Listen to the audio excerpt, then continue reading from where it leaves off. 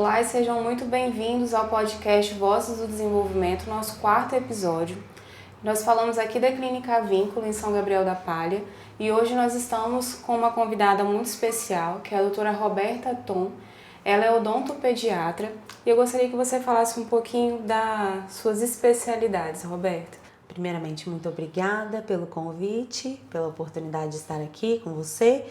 Eu sou dentista, formada pela Universidade Federal Fluminense e depois me especializei em odontopediatria, onde o meu atendimento é focado só mesmo para o atendimento dos bebês, crianças, adolescentes. Ótimo, prazer ter você aqui, Roberta. Prazer é todo meu. Vamos então conversar um pouquinho sobre o cuidado odontológico infantil, né? Nossa clínica hoje, ela trabalha com foco no desenvolvimento infantil e a clínica na qual você atua também, né? Que é a Felicitar, que também fica aqui em São Gabriel, né? E nós vamos fazer algumas perguntinhas, pode ficar bem tranquilo em responder, tá bom? Por que o cuidado, Roberta, o cuidado com os dentes de leite, né? Para a criança que é menor de 7 anos, 6, 7 anos, né? Que ainda tem um dentinho de leite. Isso. Por que esse cuidado com o dente de leite ele é tão fundamental? E qual a idade ideal para uma primeira visita, assim? Bom, pessoal, olha só. Os dentinhos de leite, eles não servem apenas para mastigação e nem apenas para deixar aquele sorriso bonitinho que encanta todo mundo.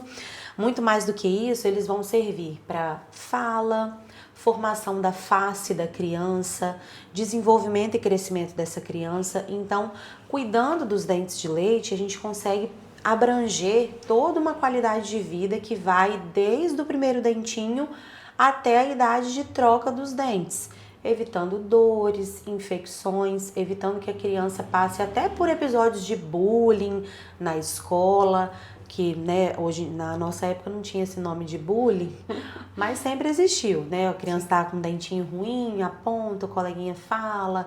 Então isso gera até transtornos psicológicos para a criança se a gente não cuidar desses dentinhos de leite ali na infância, tá? E a idade ideal para começar a frequentar o ambiente do consultório seria a partir do nascimento do primeiro dentinho ou até no primeiro ano de vida. Tem alguns bebês que demoram um pouco mais para erupcionar o primeiro dentinho, mas geralmente até o primeiro aninho a gente tem essa erupção dentária. E aí essa consulta é muito importante para os pais saberem como cuidar, saberem quantos dentes vão erupcionar, quais os desafios dessa erupção dentária. E saberem realmente qual a forma correta de higienizar, qual tipo de escova, qual tipo de pasta, para que eles possam depois em casa irem mantendo os cuidados de maneira tranquila e preservando a saúde bucal dessa criança. Na verdade, então, não é o esperar dar o problema, né? Isso. Se antecipar ele, né? A grande chave da odontopediatria é essa, a prevenção. O odontopediatra atua muito na prevenção de problemas. Então, a nossa intenção é que os pais saiam dessa primeira consulta sabendo tudo que é esperado ou não de acontecer e que, se for necessário irem ao consultório, vão ainda no início de um problema ou atuando realmente na forma de prevenir que esse problema aconteça, que seria o ideal. Vamos falar um pouquinho também, Roberta, sobre a prevenção, né? E a rotina. Qual a idade correta para começar a escovação e o uso do flúor? Beleza. A escovação deve iniciar assim que nasce o primeiro dentinho. Mesmo que só tenha um dentinho. Se tem dente, precisa de escovação com escova e pasta fluoretada, tá? Porque a partir do momento que existe o elemento dentário, esse elemento dentário já pode sofrer a ação das bactérias que causam a cárie. Tá? E aí a questão do flúor realmente é ainda uma coisa que gera uma certa insegurança em alguns pais, alguns têm medo da utilização do flúor, né? Porque existe esse tabu aí ainda que gera muitas dúvidas. Mas o flúor utilizado da maneira correta é totalmente seguro e indicado de ser utilizado desde a erupção do primeiro dentinho. Então, essa visita ao consultório também é importante porque os pais vão ser orientados com relação a isso. Qual a quantidade de pasta que vai ser colocada na escovinha da criança, que para os bebês que estão iniciando ali a erupção dentária, a gente deve imaginar mais ou menos 1 grãozinho de arroz cru, é bem pouquinho de pasta a ser colocada na escova, já é suficiente para fazer a escovação, principalmente porque essa criança não tem o reflexo ainda de cuspir, Então, dentro dessa quantidade, a gente trabalha com uma quantidade de segurança que não tem problema se a criança deglutir. Eu sempre digo que na infância, a pasta de dente é como se fosse um remédio mesmo. Ela tem a quantidade certa para ser utilizada e os momentos certos também. Então, não vai deixar essa pasta ali onde a criança consiga alcançar para ficar engolindo pasta de dente, que geralmente as pastas são gostosas. Então, a criança às vezes pode ficar ali querendo deglutir e aí não é legal. Então, o problema do flúor não é a questão da utilização ou não, mas sim da quantidade que deve ser utilizada. Então, trabalhando com essa margem de segurança, o flúor não só é recomendado, como ele é muito válido para a preservação da saúde bucal, tá? Então, a gente preconiza que tem que ser utilizado. Olha, em se tratando dessa primeira infância, eu acho que um dos principais erros é adiar a escovação. Ou seja, nasceram os dentinhos ali, tem poucos dentinhos, ele ainda é muito bebê, não preciso escovar agora. Então, isso é um problema, tá? E também o fato de deixar a criança escovar sozinha. Nessa idade, as crianças não têm coordenação motora o suficiente para promover uma boa escovação. Então, ali até os 6, 7 anos de idade, a escovação deve ser supervisionada pelos pais. Então, realmente, você vai chegar a uma idade, 5, 6 anos, que a criança quer fazer sozinha. Você até pode deixar como forma de motivar essa criança, dela gostar de realmente criar esse hábito de higienização, mas depois os pais precisam ir lá e refazer, dar o toque final, porque vai ter os cantinhos lá de trás que a criança não vai ter coordenação motora suficiente para alcançar. Então, acho que esse é um erro importante também, a falta da escovação supervisionada. Adiar a escovação e a falta da escovação supervisionada. Acho que seriam, assim, 2 erros que eu acho bem importantes, que geralmente acontecem nessa primeira infância. E também, aliado a isso, tem a questão da alimentação, que influencia diretamente na qualidade da saúde bucal. Hoje em dia, infelizmente, né, a gente tem muitos industrializados à disposição. Tem os industrializados que realmente facilitam a vida, mas na sua grande maioria eles são também muito ricos em açúcares, corantes, acidificantes, tudo isso vira ali um perigo realmente para o desenvolvimento de lesões de cárie, porque a cárie ela é uma doença açúcar dependente. Então, se a criança tem esse autoestímulo e esse autocontato de alimentos industrializados, alimentos que são altamente açucarados, e somado a isso não tem uma escovação adequada, aí a gente com certeza vai ter um problema instalado. Tá? Então, a prevenção da cárie ela vai abranger a alimentação saudável, a escovação adequada, o uso da pasta de dente adequada e as visitas regulares também de prevenção no consultório. Roberta, tem as famosas, né? A chupeta e a mamadeira. O que você tem para falar pra gente sobre isso? Bom, chupeta e mamadeira são quase que coisas culturais da nossa sociedade. Né? Nasce um bebê, aparece a chupeta, aparece a mamadeira, faz quase que parte do pacote ali, né? De quando nasce uma criança. E a gente sabe que são itens, né? A mamadeira às vezes é um item que se faz necessário para a questão da alimentação do bebê, e a chupeta é um item também pacificador, que às vezes é inserido como forma de acalmar o bebê, de confortar o bebê, e todo o hábito de sucção, ele realmente traz esse conforto para o bebê, né? Os bebês nascem com essa necessidade da sucção. E aí é um dilema muito grande na odontopediatria de uma forma geral. Por quê?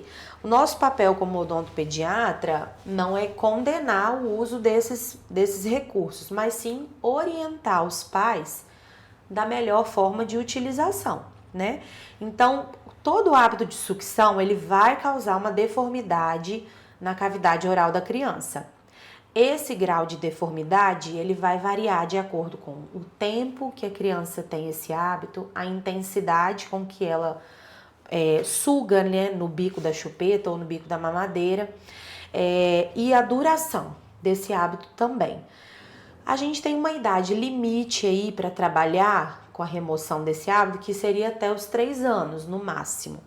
Quando passa muito desse tempo, a criança pode ter problemas de arcada dentária, problemas na fala, problemas na deglutição, uma série de problemas que vão acontecendo se esse hábito se torna prolongado.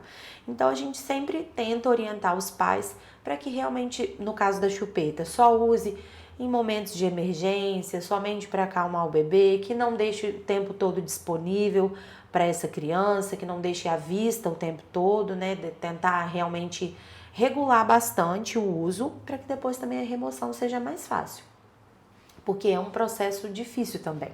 A remoção do hábito de sucção não é simples, é um hábito que realmente gera muito apego na criança, um apego emocional principalmente, então não é algo que a gente consegue também remover da noite para o dia, é um processo que precisa ser tratado com bastante cuidado, com bastante acolhimento, para depois não causar uma outra situação, né, um outro problema na criança. Então a gente trabalha aí com essa linha de raciocínio que até os 3 anos a criança precisa parar com esse hábito para promover a prevenção desses probleminhas lá na frente, tá? A criança ela tem muita energia, né, Roberta, para poder gastar. E aí pode ser que na primeira infância ela vai correr, ela cai, machuca o dentinho, tá correndo na escola, faz alguma estripulia, né? E aí acaba machucando a região da boca e acaba machucando o dentinho também. Como que o pai deve fazer caso aconteça?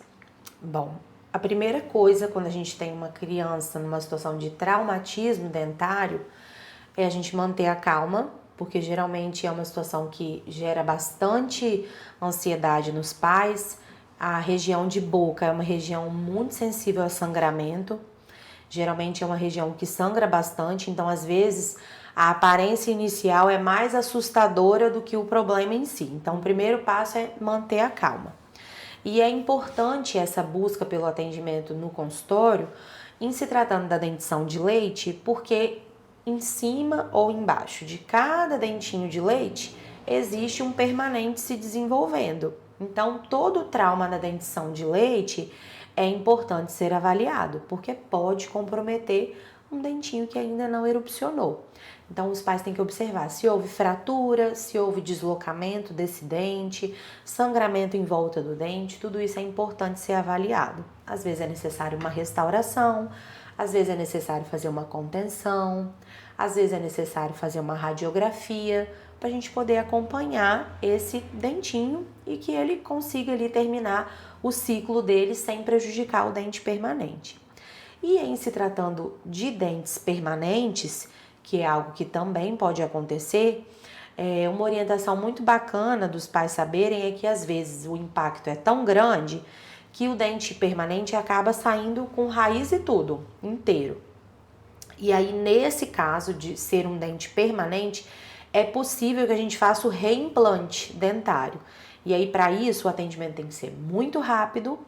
Se o pai perceber que saiu o dente inteiro com raiz e tudo, colocar num potinho com leite ou a saliva ou soro fisiológico, o mais rápido possível que conseguir chegar no consultório para a gente ter tempo de fazer o reimplante. Então, isso é uma informação importante também dos pais saberem, até as escolas também, porque muitos desses acidentes acontecem na escola. Então, e essa agilidade nesse caso é muito importante, porque aí o relógio é um inimigo. Quanto mais tempo passa, pior é o prognóstico depois, tá? Mas é basicamente manter a calma e procurar o mais rápido possível o consultório para poder avaliar os danos aí, que não tem jeito, é uma situação que pode acontecer realmente com qualquer criança. E quais os principais sinais de alerta que os pais têm que ficar atentos? Isso, tem alguns sinais que vão aparecer que realmente não podem ser ignorados, até para a gente prevenir problemas maiores.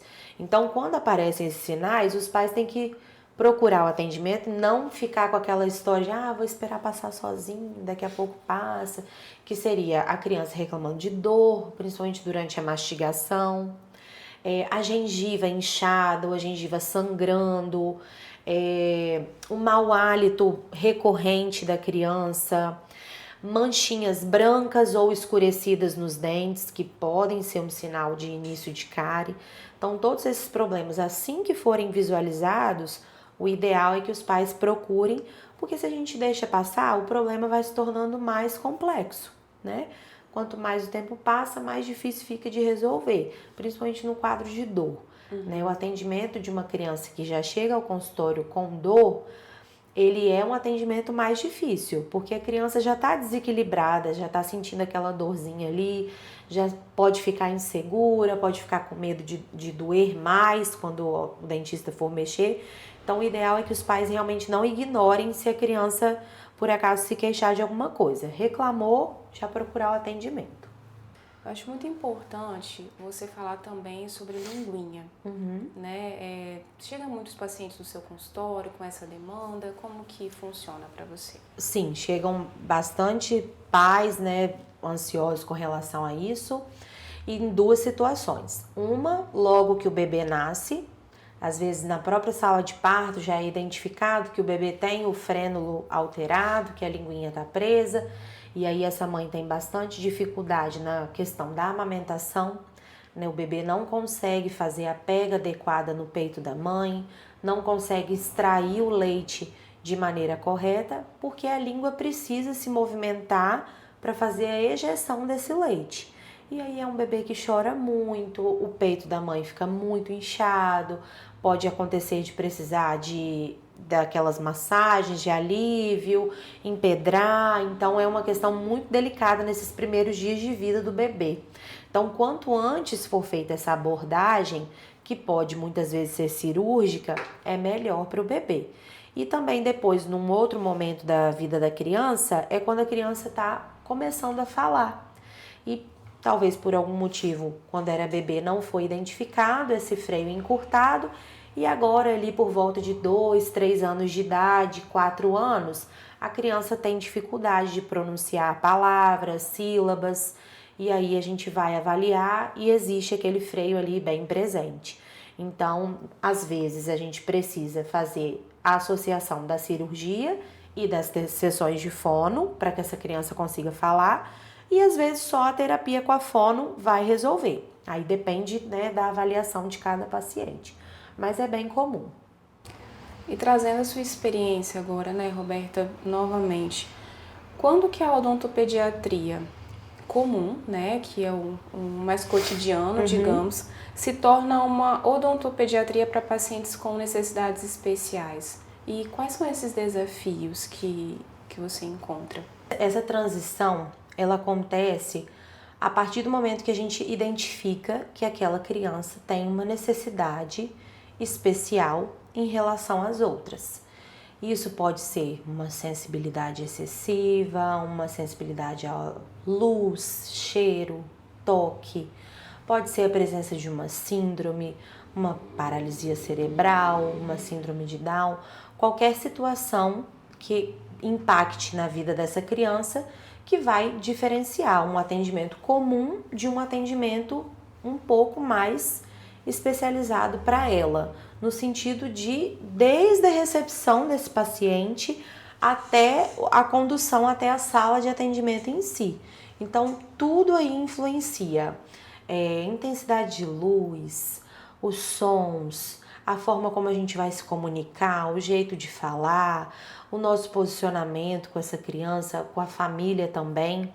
Então, são muitos fatores a serem pontuados no atendimento dessas crianças que têm essas necessidades específicas para cada caso. Quais as principais dificuldades, Roberta, que você encontra para atender o público que tem o transtorno do neurodesenvolvimento, né? Seja o autismo, o TDAH e tantos outros transtornos que nós temos hoje? Eu sei que, igual você falou, né, na pergunta anterior, que precisa de uma certa adaptação, mas qual é a sua dificuldade? O que você encontra de necessidade assim, de se preparar, tanto você quanto a sua equipe? Eu acho que são 3 pontos principais que eu observo que os 3 são difíceis porque cada paciente tem um certo nível de demandar mais ou menos, né, que são realmente as questões sensoriais, as questões comportamentais e as questões de comunicação, porque nem todo paciente vai se comunicar verbalmente, tem os pacientes que não conseguem verbalizar e a gente tem que buscar uma outra forma de comunicação. E aí a gente se prepara realmente, primeiro fazendo uma entrevista mesmo com os pais, antes até de levar a criança de fato para a sala de atendimento. O ideal é a gente sentar com os pais para poder saber as necessidades daquela criança, os comportamentos específicos, o que aquela criança tolera ou não, como que a gente pode chegar melhor até um contato mais próximo com essa criança. Então essa conversa com os pais é bem importante e a partir daí a gente vai modulando o ambiente. Já tiveram casos em que eu precisei atender com as luzes do consultório apagadas e só o refletor da cadeira aceso, porque a criança tinha fotossensibilidade, não conseguia ficar em ambiente muito iluminado. Então ela já entrava na sala procurando onde era o interruptor para apagar a luz. Já tiveram pacientes que eu precisei atender sentada no chão. Já tiveram pacientes que eu precisei primeiro tocar na criança sem a luva, para depois introduzir a textura da luva. Então, assim, a gente vai se adaptando conforme a criança permite. E sempre sendo bem transparente, mostrando todos os instrumentos, deixando ela tocar, pegar, mexer. Tem os recursos visuais que a gente utiliza de histórias, ou às vezes uma música que a criança gosta. Os recursos lúdicos também, que são os bonecos que tem lá no consultório. Às vezes a criança primeiro a gente vai atender o boneco, depois vai ser a vez dela. A gente utiliza muito recurso de previsibilidade também, ou seja, ela precisa saber que o atendimento vai começar agora e a gente vai contar até 10 e acabou. E assim a gente vai por etapas até vencer. Então é um degrauzinho de cada vez. As famílias, Roberta, que tem uma criança com transtornos, né, do neurodesenvolvimento, elas têm muita dificuldade. Então, a hora da escovação se torna às vezes até uma batalha para aquela família, de tão difícil que é, principalmente pela parte sensorial da criança, né? E aí, como que você compartilha algumas dicas pra gente para facilitar essa escovação, trabalhar a sensibilidade ou dificuldade motora também dessa criança, né, na hora de estar escovando os dentinhos? O que você pode trazer pra gente? Isso realmente é uma parte da higienização que é bem desafiadora para os pais, né? Porque geralmente os pacientes têm muita sensibilidade na cavidade oral, de uma maneira geral. Então, tem algumas coisas que a gente pode utilizar. Hoje em dia no mercado a gente já encontra umas escovas adaptadas, que tem o cabo mais longo, a cabeça angulada, as cerdas bem macias para não causar tanta sensibilidade. E aí a questão do cabo mais longo é porque às vezes a criança quer segurar também junto com a mãe, então consegue um posicionamento melhor. E essa cabeça angulada para alcançar realmente os locais de mais difícil acesso sem que precise ser feito tanto malabarismo, vamos dizer assim. Então, é uma coisa que os pais podem utilizar, essa questão da escova adaptada. Para as crianças com dificuldade motora, tem a questão da escova elétrica, que pode ser uma aliada, porque se a criança tiver dificuldade de movimentação, a escova vai estar fazendo ali os movimentos, então isso pode facilitar. Para as crianças que têm dificuldade com questão de gosto, de sabor, hoje em dia a gente já encontra os cremes dentais que são de sabor neutro, que são um sabor bem suave, para dizer que não tem gosto, até tem um gostinho bem suave, não tem nem cor, né? São transparentes, então pode auxiliar essa questão dos pacientes que têm resistência com sabor e até com a questão da espuma excessiva. Essas pastas elas já produzem menos espuma, então pode ser também que facilite nessa questão. E sempre tentar também utilizar algum recurso lúdico para tentar trazer aquela criança para um momento de mais tranquilidade, para deixar o ambiente mais leve, mais acolhedor para ela. Então você pode usar um cronômetro, pode usar uma ampulheta talvez, que a criança saiba que aquilo tem hora para começar e para acabar. Eles gostam muito dessa previsibilidade também, que a gente trabalha bastante com isso no consultório. Então, são esses recursos que eu acho que podem ajudar nesse processo da escovação. Roberto, eu queria que você trouxesse uma experiência sua, compartilhasse um momento com a gente, né, que te marcou muito durante a sua trajetória como odontopediatra, que traga mesmo esse acompanhamento humanizado, individualizado. Eu tenho uma situação que foi muito marcante para mim, porque nessa época eu ainda não tinha experiência com pacientes autistas, nem com TDAH, nem com nenhum paciente que não fosse uma criança típica. Eu ainda fazia especialização de odontopediatria, mas já atendia, né, as crianças. E aí, esse pai chegou para mim, bem desesperado, pedindo por favor para eu não deixar de atender a filha dele, que já tinha ido a vários lugares e ninguém conseguia atender e tal. E aí eu falei, tá bom, vamos tentar. Enquanto estiver dentro do meu alcance, eu vou tentar. E aí ela veio e as primeiras consultas foram terríveis. Ela não entrava, não passava nem da porta da recepção para dentro. Travava assim na porta, segurava e chorava, chorava, chorava, chorava, chorava. Na época, o meu consultório ainda não era aqui, eu atendia na clínica de um outro profissional, dentista, e era lá embaixo, perto da pracinha da prefeitura, lá esqueci o nome da rua, Bento Malacarne. E aí ela fugia sempre pra pracinha. Ela chegava no consultório e fugia pra pracinha. Eu falei, então eu vou com você lá na pracinha. Fui com ela e nós sentamos lá no banco da praça e foi onde começou uma aproximação. E assim foram muitas consultas, fora do consultório, na pracinha. E ali, conversando com ela, eu já conseguia identificar alguns problemas que ela tinha. Já conseguia ver que tinha alguns dentinhos que a gente ia precisar mexer, algumas situações, mas primeiro tentando essa aproximação com ela. E acho que foram umas 5 consultas assim, da gente brincando lá na pracinha. Depois nós viemos pro consultório, consegui fazer ela entrar na recepção. Depois ela não entrava da recepção para a sala de atendimento. E aí foram mais algumas consultas. Eu sentava no chão, a gente brincava, eu mostrava os recursos lúdicos dos dentinhos e tal, e explicando para ela, encostava na mão dela de luva, trazia o espelho para ela ver e tudo. Aí ela aceitou entrar. Só que ela chorava muito. Só no fato dela trocar de ambiente, ela se desequilibrava totalmente, chorava muito, gritava. E aí não era um consultório que atendia exclusivamente crianças. Então, os outros pacientes e também a equipe em si que trabalhava começou a ficar um pouco incomodada com ela, com o fato dela sempre, desiste, você não vai conseguir atender ela só fica aqui chorando, gritando e você não consegue progredir com ela. E aí teve um dia que eu chamei o pai dela, falei, olha, eu não realmente, né, tá difícil, eu acho que eu cheguei na minha limitação, não tô conseguindo superar essa barreira com ela, eu acho que talvez eu não seja profissional qualificada para atender ela e tudo mais. Aí ele ficou bem emocionado, assim, e pediu para eu não desistir. Não, doutora, não desiste, não desiste, vai dar certo.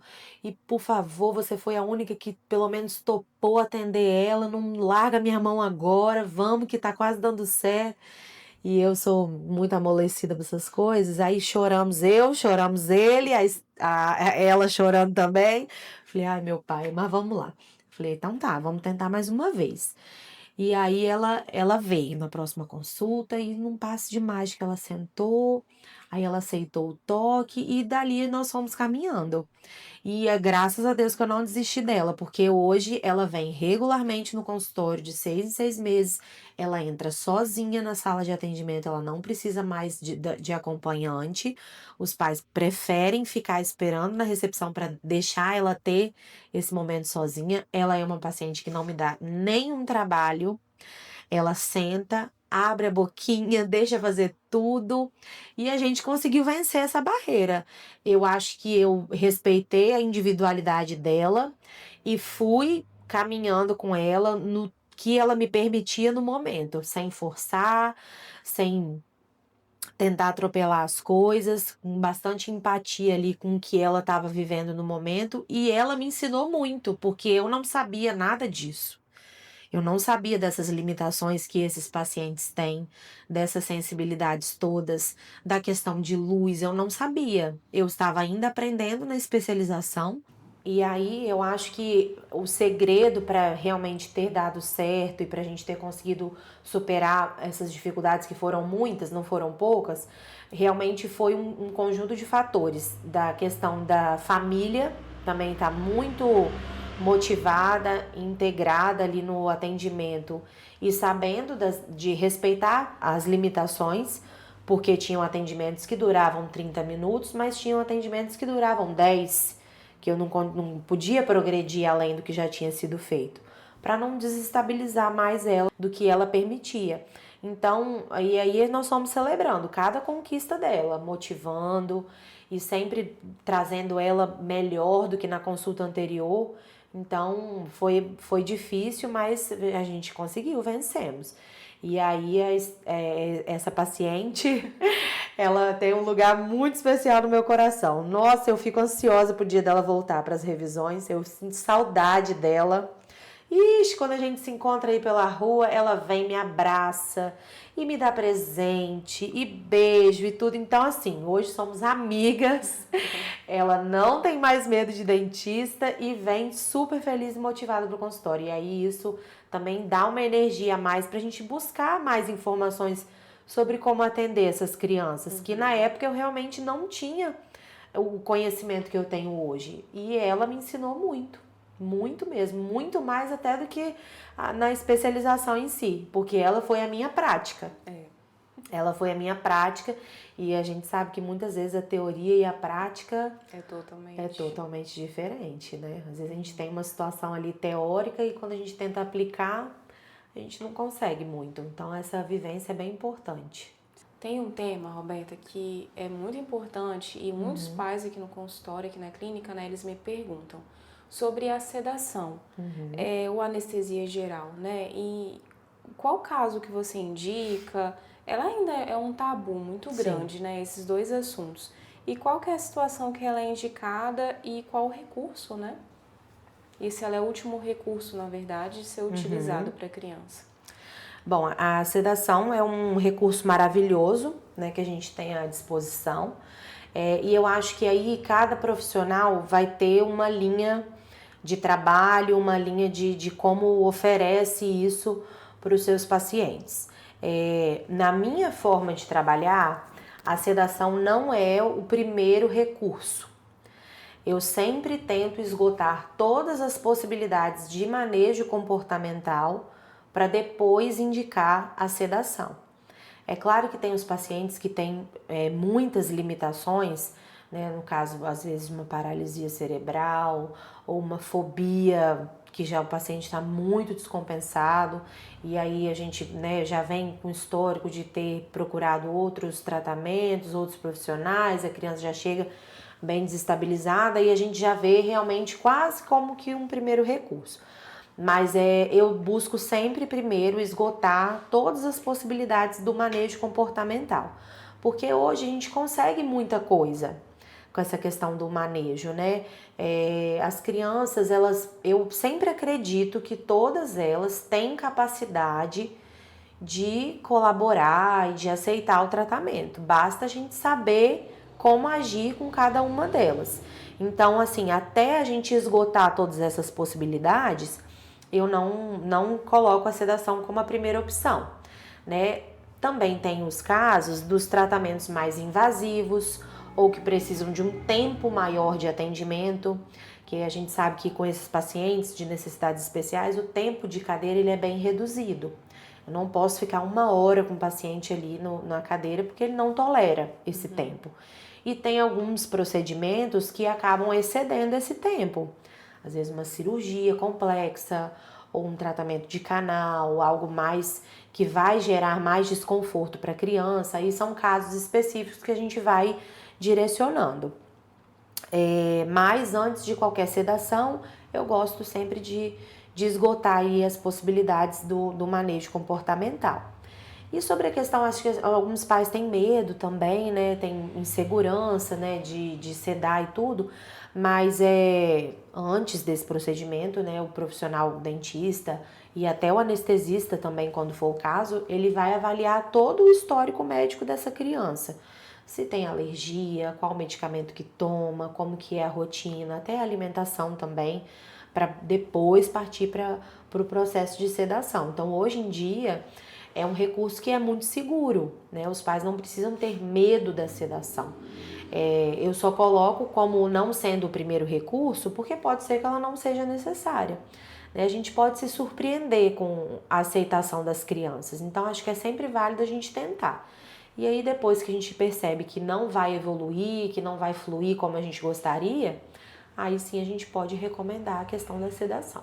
Quais os tipos de sedação, Roberta, que existem na odontopediatria e como é a escolha, né, que é feita para os pacientes? Como que você consegue escolher? Hoje em dia a gente tem a sedação por óxido nitroso.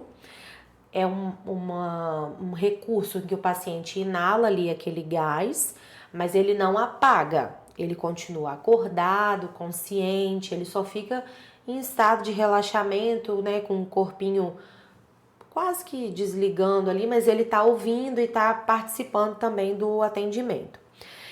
Existe também a sedação moderada e profunda, que é medicamentosa. Aí essa a gente precisa ter um acompanhamento de um anestesista também na sala de atendimento. E existe também a anestesia geral, que é feita em centro cirúrgico e hospital. Essa última anestesia geral é realmente para os casos em que o paciente precisa de muitas intervenções e para o caso de que ele não colabora de maneira nenhuma, seja por limitações motoras ou por alguma questão psicológica ou psiquiátrica também. Então essa realmente é para os casos, né, de maior demanda ali de colaboração do paciente. A sedação moderada, ela pode ser recomendada para os pacientes que têm um grau mais elevado do TEA ou para os pacientes que têm fobia também, ansiedade muito elevada ali no atendimento. E o óxido nitroso já é um pouco mais leve, né? Ele pode ser utilizado não só por crianças que têm alguma necessidade especial, como crianças que não têm também. Tudo vai depender ali da forma como ela vai colaborar com esse atendimento. Porque até para ser sedada, a criança precisa de um certo nível de colaboração. Ela precisa aceitar a colocação da máscara, ela precisa ficar quietinha durante a inalação do gás. Então, muitas pessoas também acham que é um passe de mágica, mas até para ser sedada, a gente precisa da colaboração da criança. Então, o manejo comportamental, ele é tão importante quanto a sedação, tá? Nesses casos. Qual o processo dos pais, Roberta, nesse processo de sedação? O papel dos pais, ele é bem importante, né? Porque, como eu falei anteriormente, antes da gente até escolher qual o tipo de sedação e indicar o paciente para a realização desse procedimento, é feita uma avaliação inicial dessa criança. Então, os pais, eles têm que relatar todo o histórico médico da criança.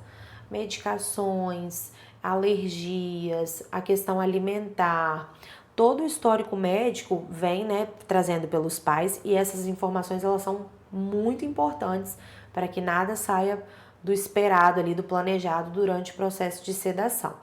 Além disso, os pais também podem preparar essa criança para esse atendimento, né, para esse processo da sedação. Então, conversar, explicar de forma clara, né, tentar ali, diante da comunicação que aquela criança aceita e conhece, explicar o que vai acontecer para a criança ter essa previsibilidade. Os pais também vão ficar responsáveis pelo pré e pós anestesia, né, pré e pós sedação, que geralmente inclui o jejum, depois também todo o processo de voltar com essa criança da sedação, os pais precisam acompanhar, então a gente forma realmente um time ali de profissionais e os pais têm participação direta aí nesse processo da sedação. A maioria dessas crianças, Roberta, hoje em dia, né, que são crianças atípicas, elas fazem normalmente um acompanhamento, ali um acompanhamento terapêutico com alguns profissionais. Você trabalha em conjunto com esses profissionais? Essa questão da interdisciplinaridade é muito importante, né? Até para a gente ir vencendo as barreiras das dificuldades. Porque as crianças que fazem esse acompanhamento com fonoaudiólogo, o terapeuta ocupacional, o psicólogo também, eles podem direcionar o meu atendimento, o nosso atendimento do odontopediatra.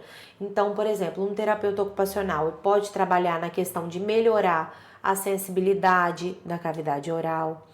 O psicólogo, ele pode me dar questões daquela criança, de como se portar com ela, o tom de voz, o que ela tolera ou não. A fono pode também melhorar a questão da mastigação, da fala, dos músculos da face, que às vezes tem pacientes que são a musculatura hipotônica, então a fono também trabalha com relação a isso. Então, quando a gente soma essas especialidades, eu acho que o paciente só tem a ganhar, porque aí a gente forma realmente uma rede ali de informações que vão contribuir muito para o desenvolvimento daquela criança e até para o sucesso do tratamento do odontopediatra, né? A gente caminhando com essas informações de maneira conjunta, a gente consegue trazer ainda mais individualidade para aquele atendimento. Não fica algo genérico. Cada criança vai ter a sua particularidade. E cada criança é única e especial da maneira que é. Então, essa questão de incluir esses profissionais, a meu ver, é fundamental para que a gente realmente individualize essa criança. Esse aqui é o fulano com essas características e ele gosta de ser tratado desse jeito, ele tem essas particularidades que a gente tem que abordar.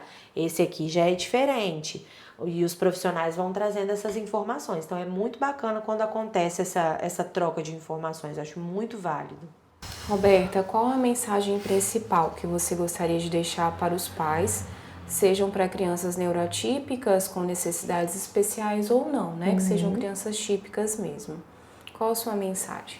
Olha, eu acho que a principal mensagem para os pais é que não tenham medo de buscar o atendimento, de buscar o tratamento para essas crianças, sejam elas neurotípicas ou com alguma síndrome, alguma dificuldade, não importa, porque cada criança merece uma saúde bucal adequada, isso faz parte da qualidade de vida.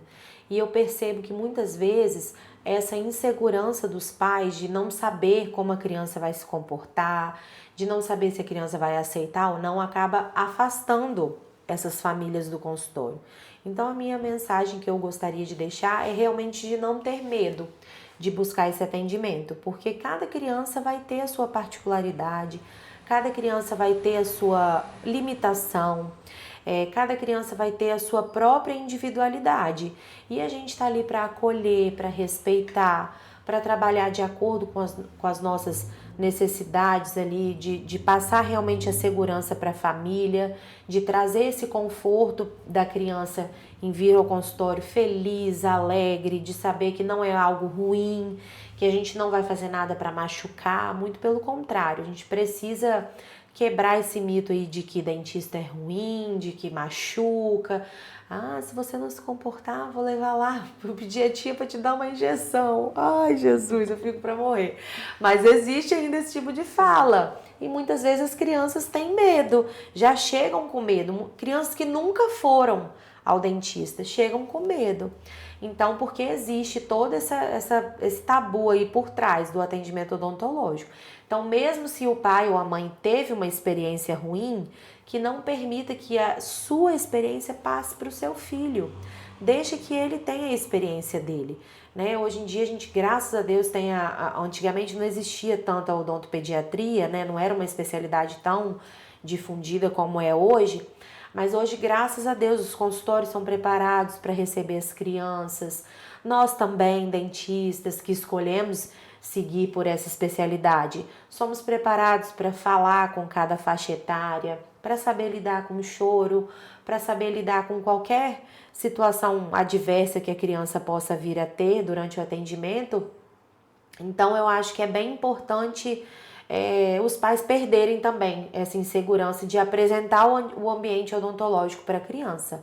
Pode ser que num dia você vai só para conhecer, só para deixar a criança ali olhando tudo, se familiarizando e a gente vai caminhando.